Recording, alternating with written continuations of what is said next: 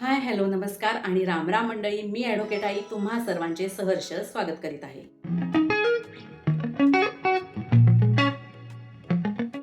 मित्रांनो, भारतातील अनेक कामगार कायदे हे स्वातंत्र्यपूर्व काळातील म्हणजेच 1930 ते 1950 या काळातील आहेत. जगातील अनेक अर्थव्यवस्था अपडेट झाल्या असून त्यांनी अलीकडच्या दशकात अनेक नवीन कामगार तरतुदी नव्याने केलेल्या आहेत. आपल्या भारतात देखील तुटक, किचकट आणि कालबाह्य तरतुदी असणारे 29 कामगार कायदे होते, जे बदलण्याची किंवा सुधारण्याची गरज होती.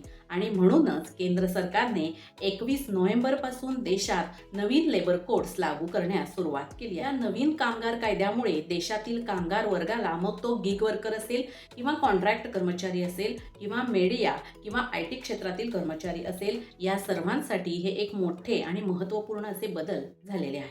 जे 4 कोड किंवा संहिता आहेत त्यांनी पूर्वीच्या 29 वेगवेगळ्या कामगार कायद्यांची जागा आता घेतली आहे.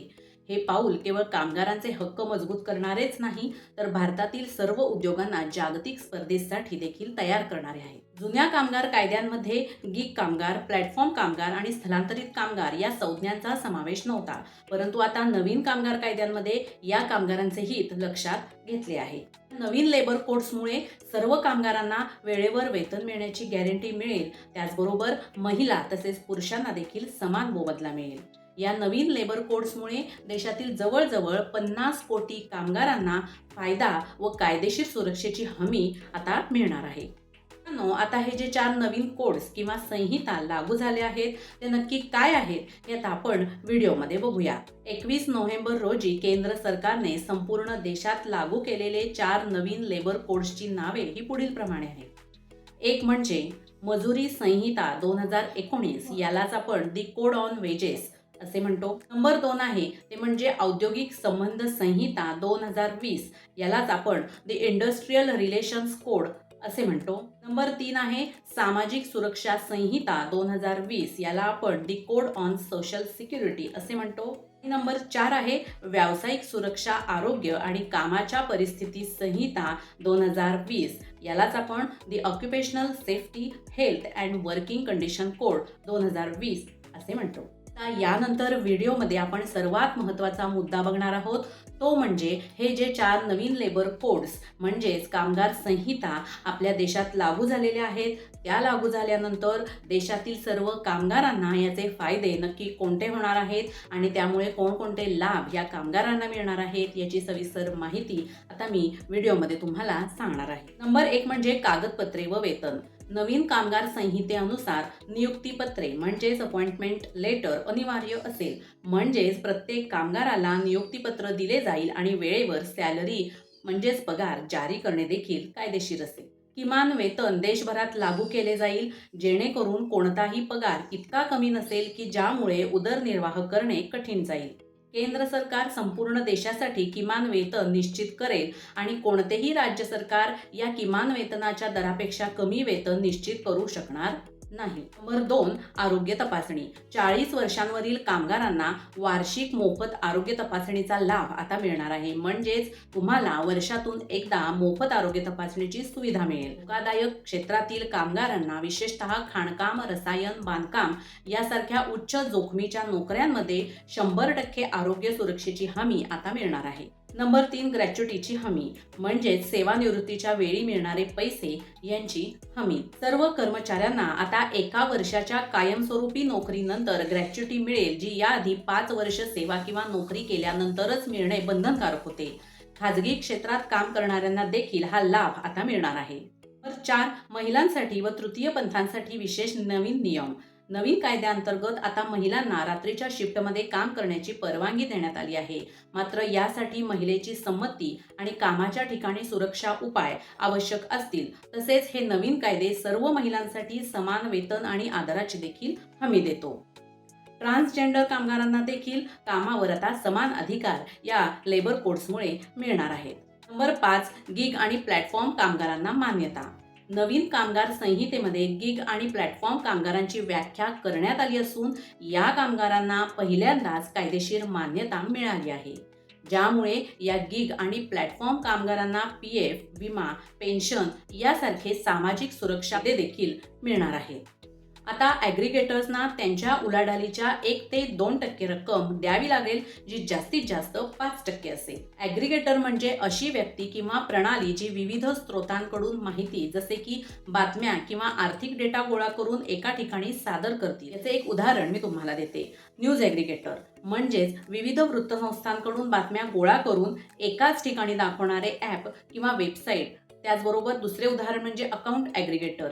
हे देखील एक उदाहरण आहे. आता अकाउंट ॲग्रिगेटर म्हणजे काय? तर अकाउंट ॲग्रिगेटर म्हणजे ग्राहकाच्या परवानगीने विविध बँका आणि वित्तीय संस्थांमधील त्याचा आर्थिक डेटा एकत्र करणारी प्रणाली. मित्रांनो, मी आता व्हिडिओमध्ये वारंवार गिग कामगार किंवा प्लॅटफॉर्म कामगार हा शब्द वापरलेला आहे. आता आपल्यापैकी काही व्ह्युअर्सना गिग कामगार म्हणजे नक्की काय किंवा कोणत्या कॅटेगरीमध्ये या कामगारांचे समावेश केला जातो हे माहीत नसेल तर गिग कामगार किंवा प्लॅटफॉर्म कामगारांविषयीची माहिती मी थोडक्यात सांगते. गिग कामगार हे स्वतंत्र कंत्राटदार, ऑनलाईन प्लॅटफॉर्म कामगार, कंत्राटी फर्म कामगार, मागणीनुसार काम करणारे कामगार आणि तात्पुरते कामगार असतात. गिग कामगार कंपनीच्या ग्राहकांना सेवा देण्यासाठी मागणीनुसार काम करणाऱ्या कंपन्यांशी औपचारिक करार करतात. या गिग कामगारांचे प्लॅटफॉर्म आणि नॉन प्लॅटफॉर्म आधारित कामगारांमध्ये वर्गीकरण केले जाते. आता हे प्लॅटफॉर्म कामगार म्हणजे असे व्यक्ती असतात ज्यांचे काम ऑनलाईन सॉफ्टवेअर ॲप्स किंवा डिजिटल प्लॅटफॉर्मवर आधारित असते. उदाहरणार्थ उबर किंवा ओला सारख्या सेवांसाठी ड्रायव्हर असतील किंवा झोमॅटो आणि स्विगीचे डिलिव्हरी कामगार असतील. प्लॅटफॉर्म नसलेले म्हणजे नॉन प्लॅटफॉर्म गिग कामगार म्हणजे कोण? तर हे सामान्यतः पारंपरिक क्षेत्रातील वेतन कामगार आणि स्वतःचे खाते असलेले कामगार असतात जे अर्धवेळ किंवा पूर्ण वेळ काम करतात. यामध्ये उदाहरण द्यायचे झाले तर घरगुती कामगार जसे की हस्तकला, शिवणकाम, मोलकरीण, स्वयंपाकी ही उदाहरणे देता येतील. आता पुढचा मुद्दा बघूया, तो म्हणजे नंबर 6, ओव्हरटाईमसाठी दुप्पट वेतन. ओव्हरटाईमसाठी नवीन कामगार संहितेने महत्त्वपूर्ण निर्णय घेतला आहे. या नवीन संहितेनुसार जर एखादा कर्मचारी ओव्हरटाईम करत असेल तर त्याला दुप्पट वेतनाचा लाभ आता मिळणार आहे. कामाच्या दिवसांची मर्यादा आता 240 वरून 180 करण्यात आली आहे. पुढचा मुद्दा नंबर 7 आहे कंत्राटी कामगारांसाठी तरतूद. नवीन कामगार संहितेनुसार कंत्राटी कामगारांना आता कायमस्वरूपी कर्मचाऱ्यांसारखेच संरक्षण देण्याचा प्रयत्न केला आहे.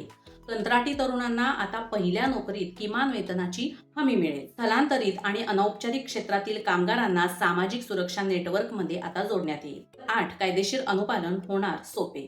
नवीन कामगार संहितेनुसार आता अनेक नोंदणी आणि अहवाल देण्याऐवजी एकच परवाना आणि एकच परतावा मॉडेल असेल, ज्यामुळे कंपन्यांवरील अनुपालनाचा भार कमी होईल. नंबर 9 कर्मचारी आणि कंपनीमधील वादांवर नवीन संहितेमध्ये निरीक्षक सहसुविधा वाहक असतील जे मार्गदर्शन करतील आणि दंडात्मक कारवाई करणार नाही. औद्योगिक वापरांसाठी 2 सदस्य न्यायाधिकरण देखील असतील जिथे कर्मचारी थेट संवाद साधू शकतील. नंबर 10 ESI क्षेत्र व्यापक होणार. दुकाने, बागायत आणि कारखान्यांमध्ये काम करणाऱ्या कर्मचाऱ्यांना देखील आता ESI कर्मचारी राज्य विमामध्ये समाविष्ट केले जाईल. यामुळे कर्मचाऱ्याला वैद्यकीय विमा, मातृत्व लाभ आणि अपंगत्व कव्हरेज यासारखे लाभ मिळणार आहेत. नंबर 11 मीडिया कर्मचाऱ्यांना औपचारिक नियुक्ती. यामध्ये OTT कर्मचारी, पत्रकार, डिजिटल संपादक आणि डिजिटल कंटेंट क्रिएटर यासारख्या सर्व कर्मचाऱ्यांसाठी औपचारिक नियुक्तीपत्र देणे आता बंधनकारक असणार आहे. यामुळे त्यांच्या कामाचे तास आणि पात्रता याबद्दल स्पष्टता येईल. तर 12 कामांचे तास. नवीन संहितेनुसार आठवड्याच्या कामाचे 48 तास ठरवण्यात आले आहेत. रोजच्या कामाच्या तासांमध्ये बदल केला जाऊ शकतो, पण एका आठवड्याचे कामाचे तास हे 48 तासच असतील. एका दिवशी 12 तासांपेक्षा जास्त काम करून घेतले जाणार नाही. जर दिवसाचे वर्किंग अवर्स 12 तास असतील तर आठवड्याचे 4 दिवसच काम करून घेतले जाईल, बाकीचे 3 दिवस सुट्टी राहील. जर 5 दिवस वर्किंग असेल तर दिवसाचे 9.5 तास काम असेल आणि 6 दिवस वर्किंग असेल तर दिवसाचे 8 तास काम. यासोबतच आठवड्याला कमीत कमी 1 दिवस सुट्टी मिळणे या कोड्सनुसार अनिवार्य आणि बंधनकारक आहे. कामाच्या ठिकाणी होणाऱ्या अपघाताची व्याख्या आता बदलली आहे. कर्मचारी घरून कामावर जाताना किंवा कामावरून घरी परतताना जर त्याचा अपघात झाला तर तो कर्मचारी अपघात रोजगार संबंधित दुर्घटना मानली जाईल आणि त्यामुळे त्या कर्मचाऱ्याला सर्व संबंधित लाभ मिळतील. IT, ITES, वस्त्रोद्योग, बंदरे आणि निर्यात क्षेत्रातील कर्मचाऱ्यांचे वेतन हे दर महिन्याच्या 7 तारखेपर्यंत देणे आता या नवीन संहितेनुसार अनिवार्य असेल. आता या व्हिडिओमध्ये आपण शेवटचा मुद्दा बघूया. मित्रांनो, जुन्या कायद्यानुसार जर समजा एखाद्या कर्मचाऱ्याची सॅलरी ही 50,000 असेल तर त्याचा बेसिक पे हा 15,000 होता, म्हणजे सॅलरीच्या 30% होता आणि PF होता तो 1,800 रुपये होता. त्यामुळे ॲक्च्युअल सॅलरी किंवा टेक होम सॅलरी, हातात येणारी सॅलरी पगार होता तो 48,200 रुपये होता. परंतु आता नव्या कायद्यानुसार समजा जर सॅलरी 50,000 रुपये असेल तर त्याचा बेसिक पे हा 25,000 रुपये असणार आहे, म्हणजेच सॅलरीच्या 50% असणार आहे आणि त्यामुळे त्याचा PF हा 3,000 रुपये होईल आणि जे टेक होम सॅलरी आहे, ॲक्च्युअल सॅलरी तुमच्या हातात मिळेल ती 47,000 रुपये असणार आहे. मित्रांनो, जर तुम्हाला आजचा व्हिडिओ आवडला असेल तर लाईक, शेअर आणि सबस्क्राईब करायला विसरू नका. त्याचबरोबर राज्य सरकारने हे जे नवीन लेबर कोड्स किंवा कामगार संहिता देशभरात लागू केले आहेत, याबद्दल तुमचे मत काय आहे हे मला कमेंट बॉक्समध्ये नक्की कळवा. भेटूया माझ्या पुढच्या व्हिडिओमध्ये असाच एक कायदेविषयक नवा व्हिडिओ घेऊन. धन्यवाद.